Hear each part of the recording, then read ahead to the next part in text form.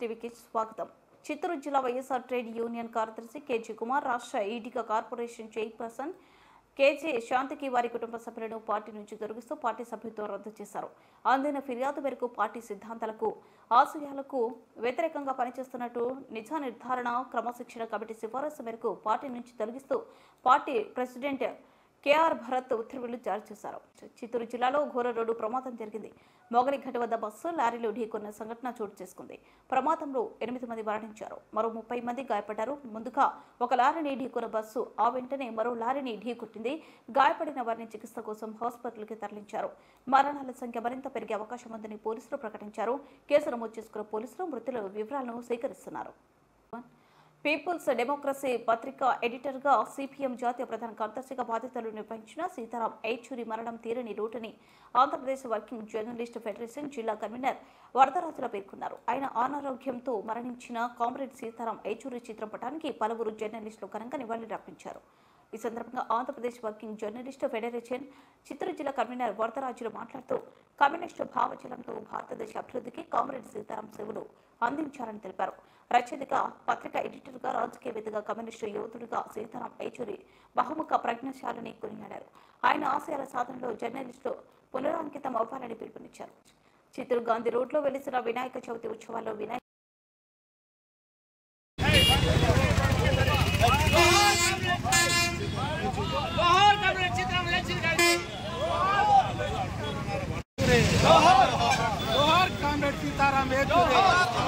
సాధిస్తాం అమరవీరుల ఆశయాలను. వర్ధిల్లాలి జర్నలిస్టుల ఫెడరేషన్. వామపక్ష విప్లవానికి ప్రత్యేకంగా నిలిచిన కురువృత్తులు సీతారాం ఏచూరి గారు మృతి ఈరోజు మన భారతదేశానికే ఒక తీరని లోటు. ఒక తెలుగువాడిగా దేశ ఖ్యాతిని, కమ్యూనిస్టు భావజాలాన్ని విస్తృతం చేసిన సీతారాం ఏచూరి గారు మనందరికీ ఆదర్శప్రాయం. ఆయనను మనము ఆదర్శంగా తీసుకొని మనందరం కూడా మన విప్లవ భావాలను ఏ విధంగా ముందుకు తీసుకెళ్ళాలి అనేదాన్ని మనమందరం కూడా చూడాలి. సీతారాం ఏచూరి గారు ఒక వామపక్ష నాయకుడిగానే కాకుండా ఒక పత్రిక ఎడిటర్గా కూడా పీపుల్స్ డెమోక్రసీ అనే పత్రిక నడిపారు. ఆ విధంగా కూడా ఏచూరి గారు మనందరికీ ఆదర్శంగా నిలిచారు. ఆయనను మనమందరం గుర్తుంచుకొని మనమందరం కూడా ఆయన అడుగుజాడలో నడుస్తామని చెప్పి ఈ సందర్భంగా తెలియజేస్తున్నాం.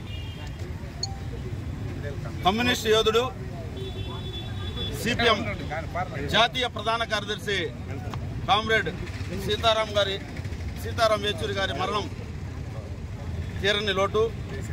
పత్రికా రంగానికి ఆయన చేసిన కృషి ఎనలేనిదని జర్నలిస్టులుగా మనం ఆయన్ని గుర్తు చేసుకోవాల్సిన అవసరం ఉంది. పీపుల్స్ డెమోక్రసీ పత్రిక ఎడిటర్గా ఆయన ఇప్పటికి కూడా తన సేవల్ని అందిస్తున్నారు. అంతేకాకుండా ఎన్నో వ్యాసాలు రాసి, ఎన్నో పుస్తకాలు రాసినటువంటి ఘనత కూడా ఆయనకి దక్కింది. కమ్యూనిస్టు భావజాలాన్ని విస్తృతపరచడంలోనూ, విప్లవోద్యమాన్ని ముందుకు తీసుకెళ్లడంలోనూ ప్రపంచ దేశాల్లో కూడా నిజంగానే మన సీతారాం ఏచూరి గారు అగ్రగణ్యుడు. అందులో తెలుగువాడు అవడానికి మనం ఇంకా గర్విస్తున్నాం. ఈ సందర్భంగా ఆయన గుర్తు చేసుకోవాల్సిన అవసరం కూడా ఉంది. ప్రత్యక్షంగానే ఆయన క్లాస్ వినేటువంటి భాగ్యం కూడా నాకు ఒకరోజు కలిగింది. చిత్తూరు గాంధీ రోడ్లో వెలిసిన వినాయక చవితి ఉత్సవాల్లో వినాయక నిమజ్జనం ఘనంగా నిర్వహించారు. చిత్తూరు డిఐ రోడ్లోనే 5 ఆకృతులతో ఏర్పాటు చేసిన గణపతులు విగ్రహాలకు నిర్వాహకులు నిమజ్జనం చేశారు.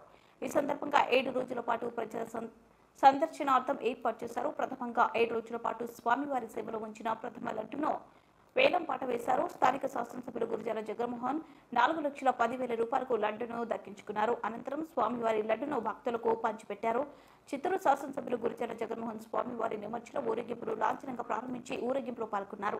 ఈ కార్యక్రమంలో నగర మేయర్ ఆముద, మాజీ corporator Cherukuri Vasanth Kumar, deputy mayor Rajesh Kumar Reddy, మాజీ మేయర్ కటారి హేమలత, పలువురు తెలుగుదేశం పార్టీ నాయకులు, బీజేపీ, జనసేన నాయకులతో పాటు నిర్వాహకులు తదితరులు పాల్గొన్నారు.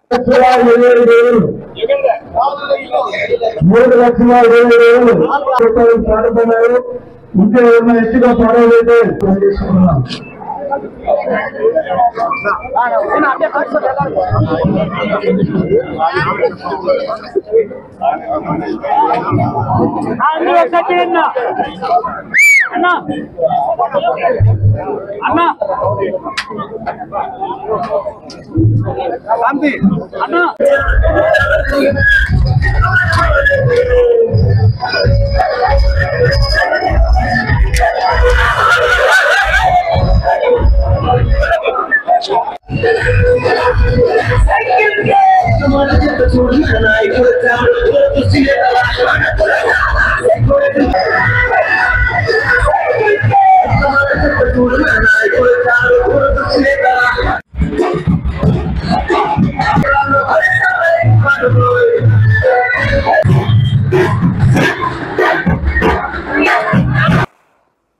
కాణిపాకం గణనాథునికి శ్రీకాళహస్తీశ్వర స్వామి పట్టు వస్త్రాలను సాంప్రదాయబద్ధంగా శ్రీకాళహస్తి శాసనసభ్యులు బొజ్జల సుధీర్ రెడ్డి సమర్పించారు.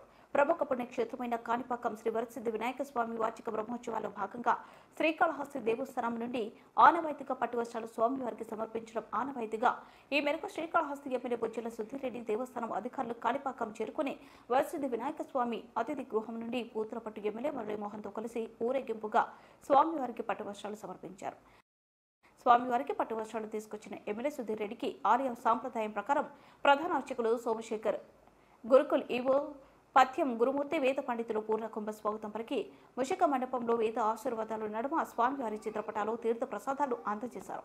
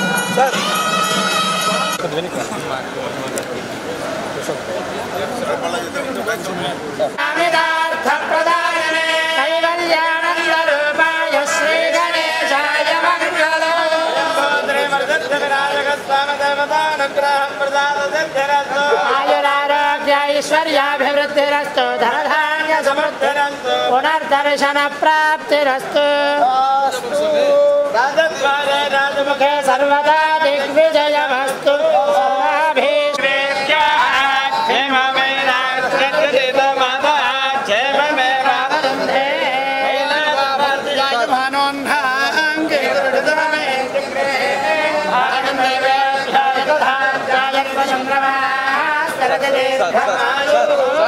ఈ నెల 15వ తేదీన చిత్తూరు నగరంలోనే కొంగారెడ్డిపల్లిలో the Visakhapatnam cooperative bank limited ప్రారంభిస్తున్నట్లు ఆ బ్యాంక్ చైర్మన్ చెరసాని రాఘవేంద్రరావు తెలిపారు.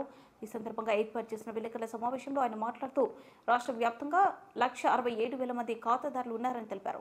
లాభాపేక్ష లేకుండా సామాజిక దృక్పథంతో ఈ బ్యాంకును ప్రారంభిస్తున్నామని తెలిపారు. ఈ బ్యాంకు ద్వారా చిన్న తరహా పరిశ్రమలు, వ్యాపార రుణాలు, చిల్లర టోకు వృత్తి నైపుణ్యం కలిగిన వారికి రుణాలు అందిస్తామన్నారు. 1916లో ఈ బ్యాంకు ప్రారంభించామన్నారు. 109 ఏళ్ల చరిత్ర కలిగిన ఈ బ్యాంకుకు ఉభయ రాష్ట్రాల్లో 52 శాఖలు ఉన్నాయన్నారు. సహకార స్ఫూర్తితో సమాజ శ్రేయస్సుకై ఈ బ్రాంచ్ను చిత్తూరులో ప్రారంభిస్తామన్నారు. ఈ కార్యక్రమంలో director J V Satyanarayanamurthy, Panyam Narayana Swamy, executive director Challa Ramakrishnarao, zonal manager Venkateswarlu, కార్యనిర్వహణాధికారి in-charge Varalakshmi, branch manager Ram Ganesh తదితరులు పాల్గొన్నారు. విశాఖపట్నం కేంద్రంగా 1916లో స్థాపించబడింది. ఆనాటి జాతీయోద్యమం యొక్క స్ఫూర్తితో ఆ నగరంలో ఉన్నటువంటి నాటి పెద్దలు ఈ సంస్థని విశాఖపట్నంలో ఏర్పాటు చేశారు. 109 సంవత్సరాలుగా ఈ బ్యాంకు కార్యకలాపాలు నిర్వహిస్తాం. దీనికన్నా ముందు ఉన్నటువంటి బ్యాంకులు కూడా ఆంధ్రదేశంలో కొన్ని బ్యాంకులు ఉన్నాయి. ఈ బ్యాంక్ కూడా 1983 వరకు ఒకే ఒక్క బ్రాంచ్తో కార్యకలాపాలు నిర్వహిస్తూ ఉండేది. సో ఆ తర్వాత కాలంలో దీని యొక్క పెరుగుదల, దీని యొక్క అభివృద్ధి ముందుకు సాగింది. 1983 నాటికి మన రాష్ట్రంలో, ఉమ్మడి ఆంధ్రప్రదేశ్ రాష్ట్రంలో 70 కోఆపరేటివ్ అర్బన్ బ్యాంకులు ఉంటే ఈ బ్యాంకు అతి చిన్నదిగా 50వ స్థానంలో మాత్రమే ఉండేది. 69 లక్షల డిపాజిట్లు, ఒక 50 లక్షల రూపాయల అప్పులతో ఉన్నటువంటి ఈ బ్యాంకు ఆనాడు ఒకప్పుడు జర్నలిస్టు, ట్రేడ్ యూనియన్ నాయకులు శ్రీ మానవ ఆంజనేయులు గారు ఈ బ్యాంక్ చైర్మన్గా ఎన్నికయ్యారు. వారు ఎన్నికైన తర్వాత దీని యొక్క విస్తరణ, దీని యొక్క అభివృద్ధి, కొత్త పుంతలు తొక్కటం, కొత్త ప్రాంతాలకు విస్తరించడం అనేటువంటి కార్యకలాపాలు ప్రారంభించింది. ఆనాటి నుంచి ఈ బ్యాంకు అభివృద్ధి పదంలో సాగుతూ ఈరోజు మన కేవలం ఉమ్మడి ఆంధ్రప్రదేశ్లోనే కాకుండా, దక్షిణ భారతదేశంలోనే కాకుండా గుజరాత్, మహారాష్ట్ర ఈ 2 రాష్ట్రాలని మినహాయిస్తే ఈ దేశంలోనే అతిపెద్ద కోఆపరేటివ్ అర్బన్ బ్యాంకుల్లో మొదటి స్థానానికి విశాఖపట్నం కోఆపరేటివ్ బ్యాంక్ చేరుకుంది. చిత్తూరు జిల్లా మొగలిఘాట్ వద్ద జరిగిన రోడ్డు ప్రమాదంలో 7 మృతి చెందడంపై సీఎం చంద్రబాబు నాయుడు దిగ్భ్రాంతి వ్యక్తం చేశారు. తిరుపతి నుంచి బెంగళూరు వెళ్తున్న ఆర్టీసీ బస్సు లారీని ఢీకొట్టిన ఘటనలో 7 ప్రాణాలు కోల్పోగా పలువురు తీవ్రంగా గాయపడ్డారు. ఈ ఘటనపై ఆరా తీసిన సీఎం సహాయక చర్యలు, బాధితులకు అందుతున్న వైద్య సహాయంపై అధికారులను అడిగి తెలుసుకున్నారు. క్షతగాత్రులకు మెరుగైన వైద్యం అందించాలని కలెక్టర్ని సీఎం ఆదేశించారు. మృతుల కుటుంబాలకు సంతాపం తెలియజేశారు. బాధిత కుటుంబాలను ప్రభుత్వం ఆదుకుంటుందని తెలిపారు.